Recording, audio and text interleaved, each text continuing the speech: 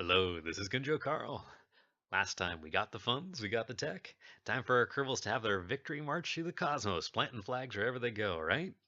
Well, I guess we're going to need a ship first. So first thing is, let's figure out what the launcher should look like. And for the launcher, we're going to do a vertical launcher because vertical launchers are quick and easy. And quick and easy is good in the speed run. The big question there is how many fuel tanks to bring along, what kind of TWR is best. And the answer turned out to be a lot of fuel tanks. I was pretty surprised. After that, for the launcher, is our nose cones worth it? This experiment. So, um, in version 1.2, of course, there's way more drag than there used to be, so maybe they're worth it now. Parts are really at a premium in the speedrun because there's a 255 part cap, just to make sure that the run will work cross-platform on different people's systems. And so, are those nose cones worth it? And this is a very rudimentary way of testing it, but it works fantastic. Just launch a million all at once and see which one flies best, which one goes highest, you know? The test isn't foolproof, but it works pretty darn well, to be honest, and it saves a lot of time compared to looking at each one individually. So, let's see which one flew the highest. You can see they're all actually pretty close to each other. So that means flat tanks are good to go, and in the end, it's going to look a little something. No, not like that. Like that. Lots of fuel tanks, flat tops. A little ugly, but it'll get us where we're going. So now we've got the big end of our ship. Let's make the small end. What's the return craft going to look like? And this is kind of a tricky one because we're going to want to come back to Kerbin with as much velocity as possible. That's going to save us a lot of delta. Save us a lot of delta V during the later parts of these trips. At first, I thought the service bays might be a good way to go. They're kind of a classic for this situation. By itself, of course, it didn't work, we just saw. So this idea is, what if we put a little heat shield on it? That won't boost its mass by too much, but a lot of times putting a little heat shield on will actually make just enough difference. Nope, that one didn't work either. Will make just enough difference to keep something from blowing up on the way back in. It can give you an extra kilometer a second return velocity. So if the little heat shield didn't work, maybe a big heat shield with all of its ablator removed will. Even though it doesn't have any ablator on it, the big heat shield has some fantastic thermal tolerance, and it's got great insulation. And it looks like it's going to work. It looks like it's... well, the heat shield worked. But the service bay didn't. So I'm starting to realize that it's actually those service bays that are causing the problems here. They just can't handle this kind of return velocity. Come on, heat shield.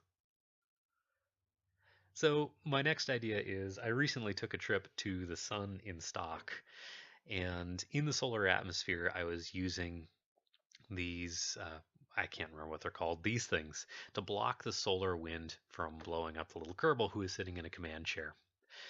So maybe they'll work on the trip back to Kerbin. Will they block the Kerbal wind? Nope.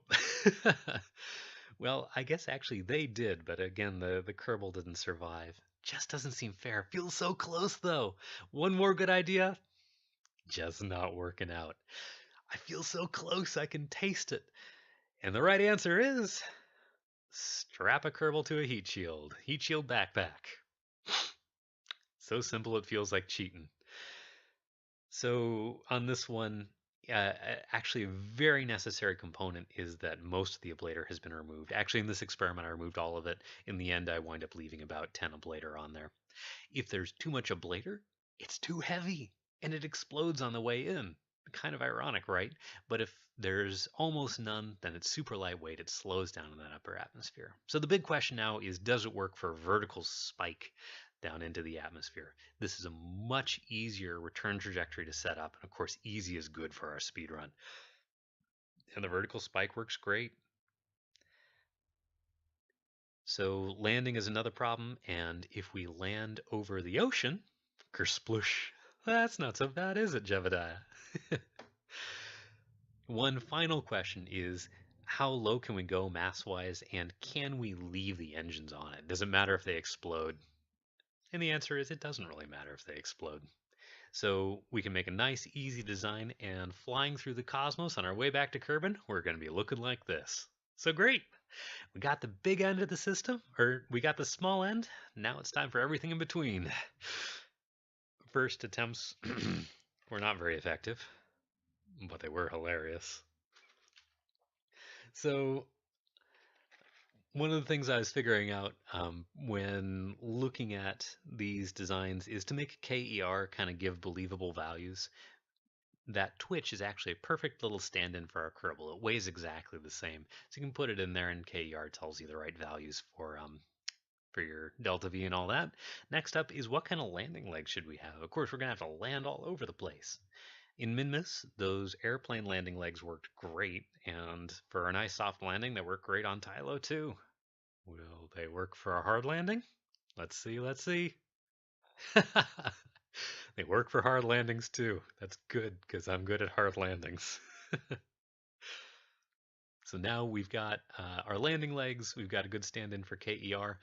It turns out I really wanted to optimize the snot out of this thing. So KER wasn't quite doing it for me. It was just taking too much time to do all the optimization that I wanted to do. So I boiled it down to basics and actually developed a mathematical technique to optimize a craft. And huge thanks to Abastro, Incongruous Goat, and Zendalar for their help on this. We've actually developed now a way to mathematically model these things and figure out how to get the very most delta V you can out of a given craft. And what's cool about this is I actually eked about an extra kilometer a second more out of this than I had with my earlier attempts, thanks to the ability to model it very quickly in the math and then take that into the real KSP. So what are the specs? It's got a TWR of between 1.4 and 1.5, a delta V of around 21 kilometers a second, costs under 1 million funds, it's landable on any stage, and only has 235 parts. Ha! Sounds great, right? So we're done, right? Well, the final version's not going to look anything like this probably, but it's a good stepping stone. Is launching on those Phlegathon boosters I introduced before. Those huge clusters of SRBs are fantastic at cheaply launching you off of the rock. After that are piggy banks, which are specially designed clusters um, of twin bores, and those work great as a next stage. Finishing it off with just a couple of twin bores, and this will push us up on our course directly to whatever planet we're going to. And in this case, decide to go Tylo. I know I was saying I was going to do Lathe, but I need something a little easier right now, so Tylo it is. With that 1.4 to 1.5 TWR minimum, Tylo is a breeze. And that is a wonderful change over some of my earlier missions. So what's going to come up from here? Well, this is my favorite part.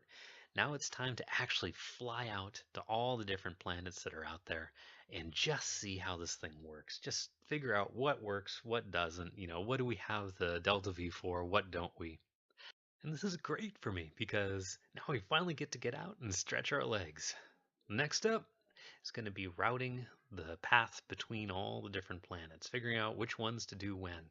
This is actually kind of tricky because launching and returning takes time, so we want to cram all the planets into as few missions as possible.